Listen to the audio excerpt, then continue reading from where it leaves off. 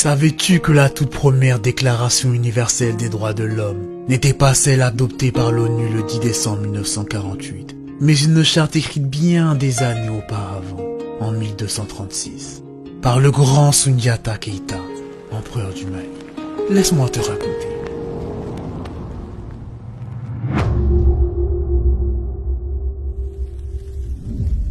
Nous sommes en 1236 en terre mandingue, et l'empereur Soundiata Keïta règne en maître sur l'un des empires les plus prospères de son époque, l'empire mandingue.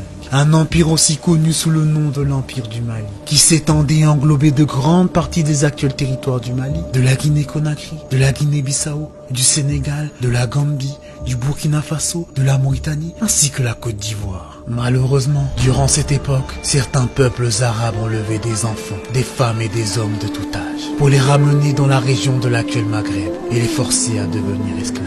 L'empereur a combattu ce commerce d'Africains tout au long de son règne, et sa charte témoigne de son idéologie abolitionniste. Soundiata mettra donc un point d'honneur à mettre un terme à ce fléau, en interdisant l'esclavage sur son territoire, par la charte du Mandé de 1236.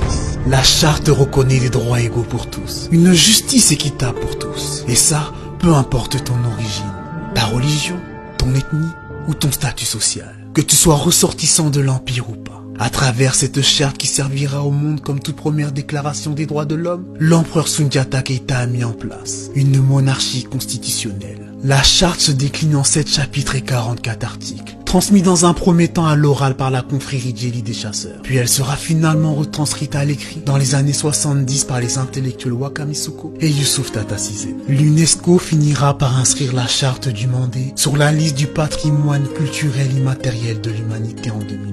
Laisse-moi te lire 4 des passages essentiels de la charte. Aucune vie n'est supérieure à une autre, que nul ne cause du tort gratuitement ou ne martyrise son prochain. La guerre ne détruira plus jamais aucun village pour y prélever des esclaves. Personne ne sera plus jamais mis à mort parce qu'il est esclave.